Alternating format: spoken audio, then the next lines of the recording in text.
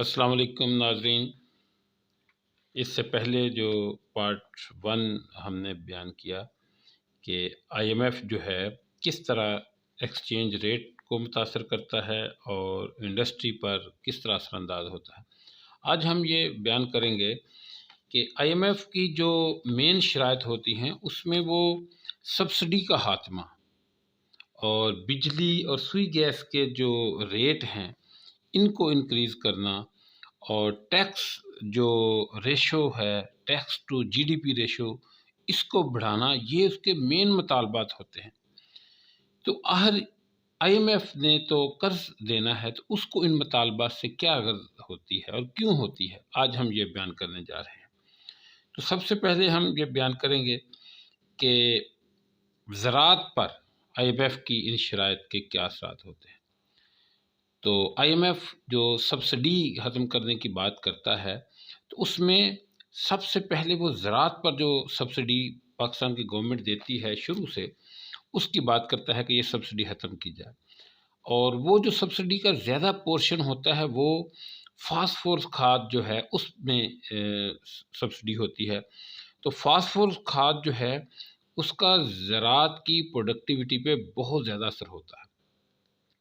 تو جب زراعت پر سبسڈی ختم کی جاتی ہے تو جو فاسفورس کھاد کی ایک جو بوری ہے 50 کے جی کی، وہ اس کی قیمت 2000 تک جو ہے وہ بڑھ جاتی ہے۔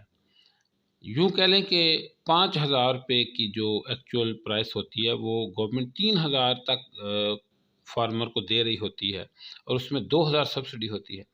تو جب وہ سبسڈی ختم ہوگی تو پرائس 5000 ہو جائے گی پر بیگ۔ تو اس سے کیا ہوتا ہے کہ اس کی جو کھاد کا استعمال ہے وہ کم ہو جاتا ہے۔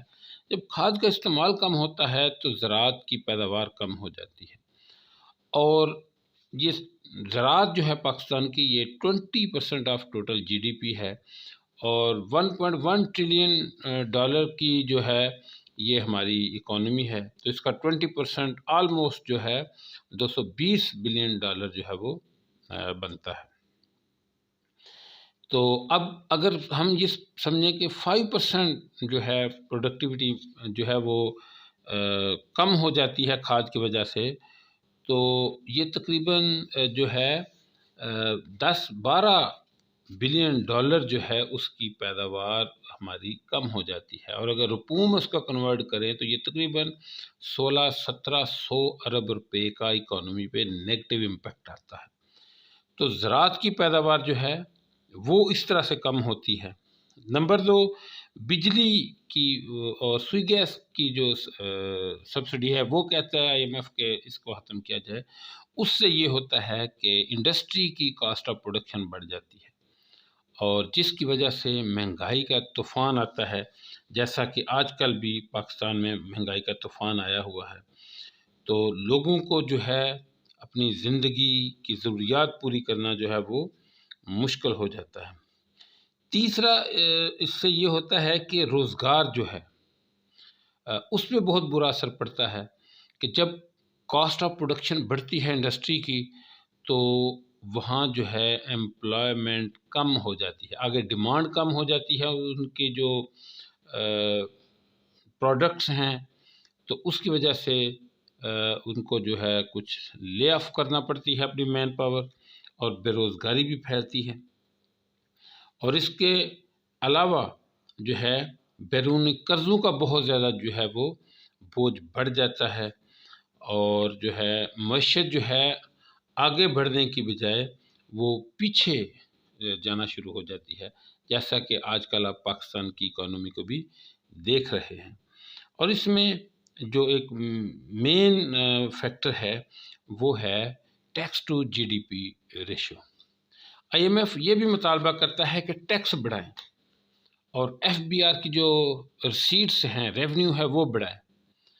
ایک طرف تو پہلی اکانومی جو ہے وہ ڈکلائن کی طرف جا رہی ہوتی ہے، اوپر سے جو ٹیکسوں کی بھرمار آئی ایم ایف کے ڈیمانڈ پر کی جاتی ہے، تو جو بزنس ہے اس میں اور سلمپ آ جاتا ہے۔ جب اور بزنس سلمپ آتا ہے تو وہاں سے جو مین پاور ہے وہ بے روزگار ہو جاتی ہے۔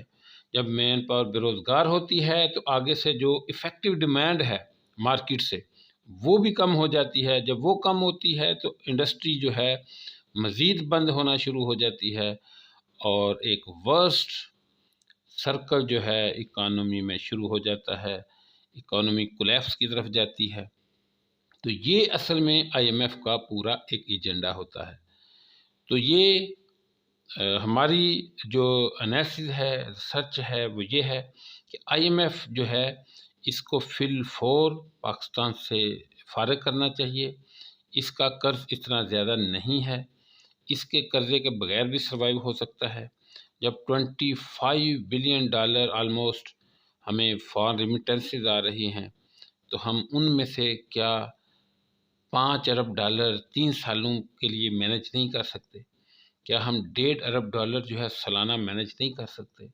تو اگر ہم $1.5 ارب مینج نہیں کر سکتے $25 ارب میں سے، تو پھر ہم آئی ایم ایف کے $5 ارب جو 3 سال کے لیے ہے $6 ارب، اس سے بھی اکانومی کو کوئی سنبھالا نہیں دے سکتے. اس میں بہت سارے پیسے وہ کنسلٹنسی کی شکل میں، این جی اوز کی شکل میں، اور عجیب و غریب ان کی پھر کنڈیشنز ہوتی ہیں. اس میں بہت سارا پیسہ وہ واپس لے جاتے ہیں، بہت سارا جو ہے وہ اس کے ٹیکنالٹیز جو ہیں اس پہ لگا دیتے ہیں، بہت سارا وہ جو ہے اس کا انفراسٹرکچر مینٹین کرنے پہ لگا دیتے ہیں، اور نٹ شیل ملک و قوم کو اس میں سے کچھ بھی نہیں ملتا سوائے اس کے اس کا جو قرضہ ہے وہ بڑھ جاتا ہے. تو یہ ہم نے مختصراً آئی ایم ایف کے کسی معیشت اور اسپیشلی پاکستان جیسی معیشت پہ اثرات کو بیان کیا ہے.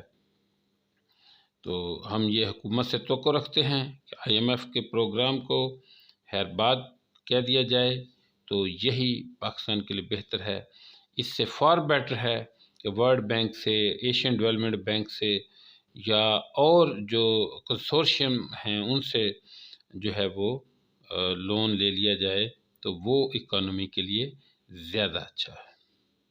اس کے ساتھ ہی اجازت چاہتا ہوں. شکریہ.